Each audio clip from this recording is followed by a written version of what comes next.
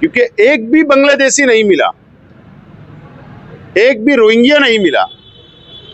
सिर्फ वो इल्ज़ाम ये है कि जन्म दाखिला बनाने के वक्त पेपर के अंदर खोड़खाड़ की गई, बस यही इल्ज़ाम साबित हो पाया। चार्जशीट के जरिए जो चार्जशीट में एसआईडी ने दाखिल की, यही है। डिफेंस कमेटी ने पहले ही दिन से इस बात का ऐलान किया था कि ये लड़ाई रास्ते पर भी लड़ी जाएगी, ये लड़ाई कानूनी भी लड़ी जाएगी।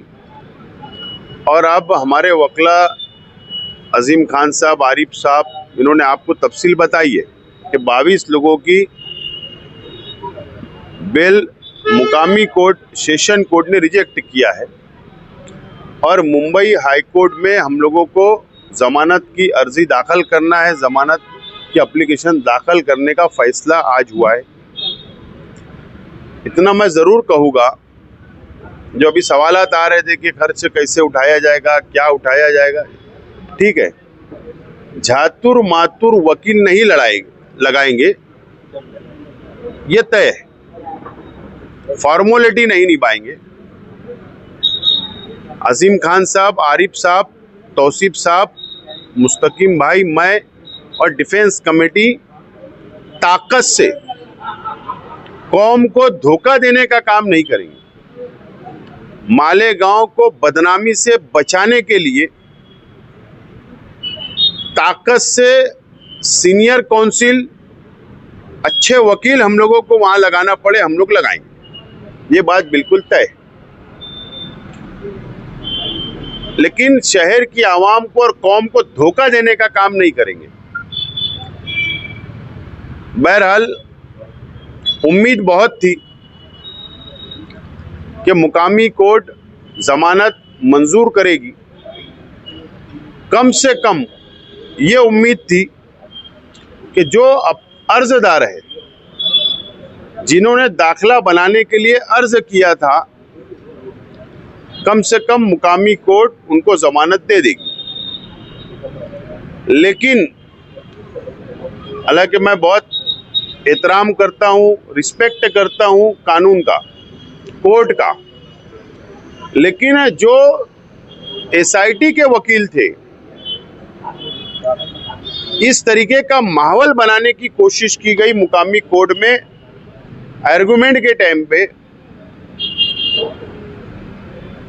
कि मालेगांव में बांग्लादेशी रहते हैं, रोहिंग्या रहते हैं, इस तरीके का एक माहौल बनाने की कोशिश की गई और मिसगाइड करने का काम किया गया, ऐसा मुझको लगता है। अगर मेरिट की बुनियाद पर अगर ये केस चलती, जमानत की अर्जी पर सुनवाई होती, तो शायद तमाम ही लोगों को जमानत मंजूर हो जाती, तमाम ही लोगों को,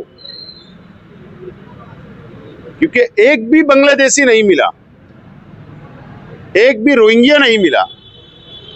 सिर्फ वो इल्जाम ये है कि जन्म दाखिला बनाने के वक्त पेपर के अंदर खोड़खाड़ की गई, बस यही इल्जाम साबित हो पाया। चार्जशीट के जरिए जो चार्जशीट में एसआईडी ने दाखिल की, यही है। फिर बहस किस बात की है रोहिंग्या और बांग्लादेशी? तो मेरिट के ऊपर नहीं सुना गया, हमको दुख हुआ है, हमारा विश्वास कम होता जा रहा है। अगर भारत के चीफ जस्टिस गवई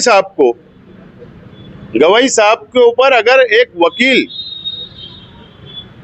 धर्म के नाम पर, कि मैं किसी धर्म का हूं, इस नाम पर अगर जूता मारने की कोशिश करता है सुप्रीम कोर्ट के चीफ जस्टिस को, तो अब तो हमारे जैसे छोटे मोटे कार्यकर्ता जो संविधान को मानते हैं, कानून को मानते हैं, तो हमारी क्या बात सुनी जाएगी? अगर ऐसा, ये सरकार का सपोर्ट अगर किसी को रहा, ये सरकार जिस तरीके से नफरत की राजनीति कर रही है, और मालेगांव में भी नफरत की राजनीति की वजह से बांग्लादेशी का इल्जाम लगाया गया और मेरिट पे हमारी बातों को नहीं सुना जा रहा है। बहरहाल हम कल भी संविधान को मानते थे, आज भी संविधान को मानते हैं, कल भी मानते रहेंगे और कानून पर आज भी हमको भरोसा है। ये उम्मीद के साथ हम हाईकोर्ट में जा रहे हैं। मालेगांव शहर में अलग-अलग तरह की परेशानियां आ रही हैं,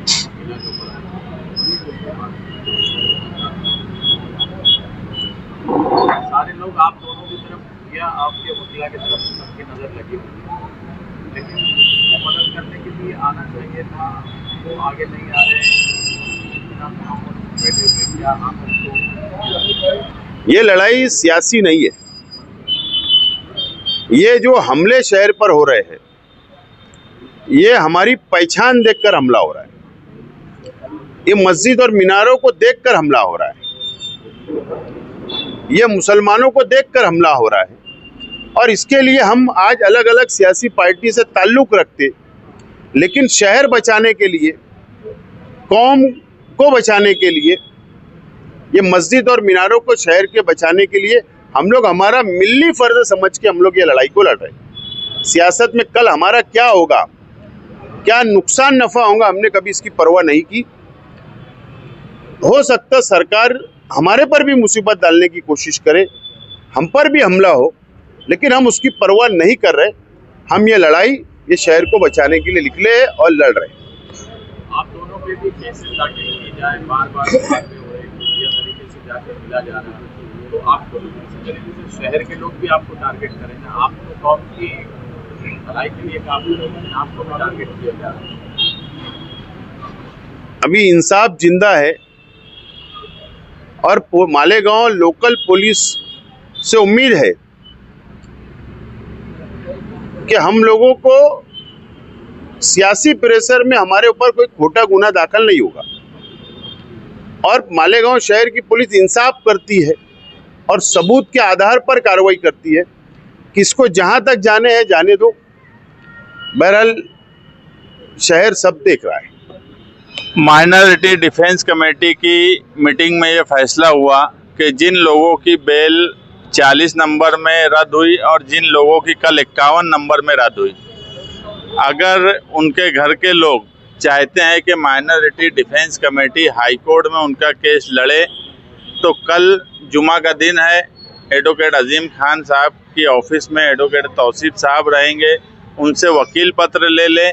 जो दोनों में आरोपी बनाया गया है जिनको, वो 2 वकील पत्र ले और कोशिश ये करे कि शनिचर के दिन नासिक जेल जाकर उनकी साइन और सिक्कर लेकर आ जाएं। हमारी कोशिश ये है कि 17 अक्टूबर तक हाई कोर्ट चालू है, उसके बाद दिवाली की छुट्टी 3 नवंबर तक है, तो 17 अक्टूबर से पहले हम लोग हाई कोर्ट में बेल एप्लीकेशन दाखिल कर दें और एडवोकेट अजीम खान साहब भी बेल एप्लीकेशन बनाएंगे। यहाँ हमारे एडवोकेट आरिफ साहब हैं। मैं इन दोनों वकीला का शुक्रिया अदा करता हूँ कि एक लंबे केस में इन्होंने अपना पूरा वक्त दिया, कई लोगों की बेल करवाई और कई लोग बदकिस्मती से जिनकी बेल नहीं हो पाई, मगर इन्होंने कई घंटे आर्गूमेंट किया। अब उनके ऑफिस की पूरी टीम रही, एडवोकेट तौसीफ साहब हैं, यानी हर तरीके से ये लोगों ने कोशिश की और इन्होंने कोई खर्च नहीं लिया। अब हाई कोर्ट में एक बड़ा खर्च है जो माइनॉरिटी डिफेंस कमेटी सबसे पहले दाखिल करेंगी, उसके बाद कमेटी बैठकर अखराजात किस तरीके से किए जाएं वो तय करेंगी। मगर माइनॉरिटी डिफेंस कमेटी जो लोग बंद हैं वो लोग फीस नहीं दे सकते, तो हम उनसे कोई फीस नहीं लेंगे। माइनॉरिटी डिफेंस कमेटी अपने तौर पर अखराजात का इंतजाम करेंगी। शुक्रिया। बिल्कुल, वो दिवाली हम पहले दाखिल करेंगे। अभी हमारा मकसद ये है कि छुट्टी से पहले बेल एप्लीकेशन फाइल हो जाए और दिवाली की छुट्टी में वकला है, हम जाएंगे तो हमको समझ में ये भी आ जाएगा कि सीनियर काउंसिल भी लगाना है, उसकी क्या फीस रहेंगी, कई बेल एप्लीकेशन रहेंगे, उसके साथ कई वकला की टीम जोड़ना पड़ेगी। तो दिवाली की छुट्टी में वकला के साथ और कमेटी के लोग बैठकर तय करेंगे कि क्या आगे फीस के ताल्लुक से करना है। आज माइनॉरिटी डिफेंस कमेटी की तरफ से मीटिंग बुलाई गई थी। CR नंबर 51 के अंदर जो बेल एप्लीकेशन सब रिजेक्ट कर दिए कोर्ट ने, उस ताल्लुकात से हाई कोर्ट के अंदर अब बेल एप्लीकेशन दाखिल करना है। इस मामले में क्या तैयारी की जाए, किस तरीके से जाने के पहले क्या कागजात सब तैयार किए जावे, वकालतनामे के ऊपर दस्तखत, और बाकी फिर आगे की तैयारी ऐसी है कि वहाँ पर जाकर सीनियर काउंसिल को एंगेज करना और कामकाज किस तरीके से दिवाली के पहले पहले बेल एप्लीकेशन वहाँ पर दाखिल करना, इस ताल्लुकात से आज ये मीटिंग बुलाई गई थी और सभी लोगों ने अपना अपना मशवरा माइनॉरिटी डिफेंस कमेटी की तरफ से दिया हुआ है और जल्द से जल्द हम लोग बेल एप्लीकेशन तैयार करके और हाई कोर्ट में दाखिल करेंगे और कोशिश करेंगे कि जल्दी से जल्दी उसका दिवाली के बाद नंबर आके उसमें ऑर्डर हो जावे, ऐसी हमारी सबकी कोशिश रहेगी। आज देखिए, जन्म दाखिले के मामले में जिन लोगों को अरेस्ट किया गया था, 2 CR थे, एक 50 नंबर का, एक 41 नंबर का, 2 अलग अलग जज साहिबान के पास वो मैटर्स बेल के दाखिल किए थे। कल 22 लोगों की एक साथ अदालत ने जमानत रद्द कर दी। 4 महीने तक सुनवाई हुई और 4 महीने के बाद में अदालत ने किसी को भी जमानत नहीं दी। अभी तक जो जमानत रिजेक्ट हुई की ऑर्डर है, बदकिस्मती से वो लोड नहीं हुआ तो हमको पढ़ने को नहीं मिली, मगर पता चला है कि जज साहब ने जो ऑर्डर दिए वो डिक्टेशन में नहीं दिए थे, खुद कंप्यूटर के ऊपर टाइप किए, लैपटॉप के ऊपर एक साथ, और फिर एक साथ सबका डिक्लेयर किए। इससे पहले बोले थे कि भाई मेरा हो गया 8 लोगों का, 5 लोगों का, लेकिन मैं एक साथ दूंगा। शायद ऐसा दिखा है कि बेचैनी नहीं होना अवाम में, एक साथ रिजेक्ट हो जाए या अलाउ हो जाए, नहीं तो आदमी वो हो जाता है जो भी वजूहत होंगी। अब चूंकि चार्जशीट आ चुकी थी और उसके बाद जमानत नामंजूर हुई, तो सिवाय हाईकोर्ट जाने के दूसरा कोई तरीका नहीं। अब हाईकोर्ट जाना है इसलिए ये मीटिंग बुलाई गई। अब कुछ लोगों की ऐसी गलतफहमी है कि भाई एक बार रिजेक्ट हुआ, 2 बार हुआ तो हम बार बार यहाँ कर सकते हैं, इसमें कोई शक नहीं। अगर कोई बीमार है तो बीमारी के ग्राउंड पे किया जा सकता है, लेकिन चार्जशीट आने के बाद में अगर एक बार सेशन कोर्ट से अदालत रिजेक्ट कर देती है जमानत, तो सिवाय हाई कोर्ट के दूसरा कोई अल्टरनेट नहीं। तमाम ये दोनों केस में जो जमानत नामंजूर की गई उसमें ऑलरेडी चार्जशीट आ चुकी है और चार्जशीट आने के बाद में कोर्ट ने उसका मुताला किया और जो भी वजूहत होंगी वो जमानत नामंजूर किया। तो अब हाई कोर्ट जाने के सिवाय हमें दूसरा कोई चारा नहीं। अब हाई कोर्ट में जाना है तो हाई कोर्ट में 2 से 3, 4 महीने भी लग सकते हैं। हम तो पूरी डिफेंस कमेटी कोशिश करेंगे, जैसा पिछले दफ़ा 12 नवंबर को भी की है, लेकिन सबसे बड़ा मसला भी हमको 2-3 रोज में चूँकि छुट्टी लग रही है तो 17 तारीख के पहले ये रेडी करके हमको दाखिल करना रहेगा। और जब अगले महीने में नवंबर में हियरिंग निकलेंगे तो जो हिसाब से मवाद है और सरकार का जो दबाव है जजेस के ऊपर भी फितरी तौर पर रहता, आप देख रहे हैं, सुप्रीम कोर्ट का देख रहे, हर जगह के देख रहे, वरना खालिद उमर इन जैसे लोगों की बेल नहीं होती और अर्नब गोस्वामी के रात के 12 बजे हियरिंग होती है। तो जो फ़र्क अदले में आया है ये गवर्नमेंट की वजह से। अभी यहाँ कुल 3 सेशन जज है, परसों को रोज तीनों जगह मैटर अलग अलग गए हैं। एक जज ने बुला के बताया कि भाई मेरे पास जो जमानत की एप्लीकेशन है मैं फौरी रिजेक्ट कर दूंगा, मगर रिजेक्ट करना नहीं चाहता, आप हाई कोर्ट से एक ऑर्डर ले आओ, मैं इंशाल्लाह सब कुछ छोड़ूँ, लेकिन मुझसे तवक्के नहीं रखना। जबकि बोलने नहीं चाहिए, लेकिन वो जज ने कि भाई बिला वजह कि उसको उम्मीद में, झूठी याद में नहीं रखना चाहिए, तो क्लियर बता दिया कि मैं आपको छोड़ने वाला नहीं हूँ, आप हाई कोर्ट से एक ऑर्डर ले आओ और छोड़ दूँ। तो उस अदालत में जितने भी एप्लीकेशन पेंडिंग है, हमने कहा कि साहब आप 1-1 महीने की तारीख दे दो, हम प्रेस नहीं करेंगे।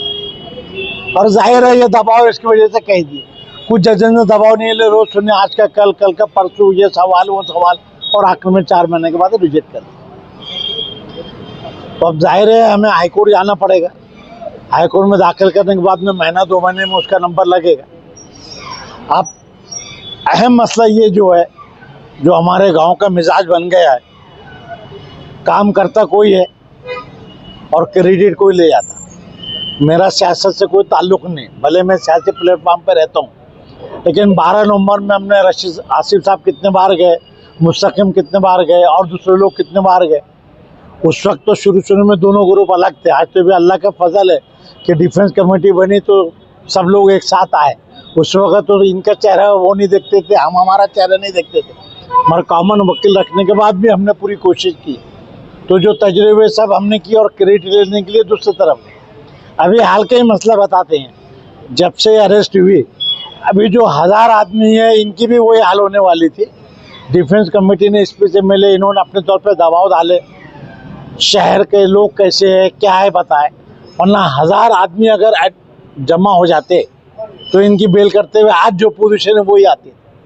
फिर कानून से हल निकाला गया कि भाई आपको पावर है, जिस केस में 7 साल तक की सजा है तो पुलिस को छोड़ने का इख्तियार है, वो आप एक्सरसाइज करो, नहीं तो लॉ एंड ऑर्डर का प्रॉब्लम होगा। इस केस में एजेंट वकील आजाद के ऊपर भी केस है, तकरीबन 27 ऐसे वकील है जिन्होंने काम किए नहीं किया, जिनके इन्वॉल्वमेंट आया उनको भी नोटिस निकाल के ये किया गया। अगर ये डिफेंस कमेटी ये नहीं करती, जाके बोलती नहीं, तो जो पोजीशन या 40 आदमी की वो पोजीशन 1040 हो जाती। अब हेल्थ ऑफिसर की गलती है, लेकिन वो खुद फिरियादी बन गई। हमने बाहर अदालत को बताया कि भाई ये जिम्मेदारी उनकी है। और जो पुलिस का तज्जिया भी है, कारपोरेशन के पहले लोग आए, उनको उन्होंने भरोसे पे लिए, सब उनसे मालूमात ले ली और बाद में उनको मुलजिम कर दी और बताने के लिए कि भाई उनके ही जवाब है। वो कुछ चीज़ें एकदम छोटी छोटी है, लेकिन चूँकि यहाँ क़यादत नहीं है, वरना तमाम गलती मान लीजिए आप, वे नाम गलत है, दस्तखत नहीं है, 2 आधार कार्ड है। सवाल ये है कि इससे सलामती को कोई नुकसान नहीं है गवर्नमेंट को। ये ज़ाती फेल था जिसका उसका अपना बनाने, क्यों बनाया उसकी वजह है। तो यहाँ अगर पहले कलेक्टर को बोलते, इनको बोलते, दबाव डालते, तो अपने वही लोग बोले बांग्लादेश से आए और यहाँ से आए और ये मामले बढ़ाते।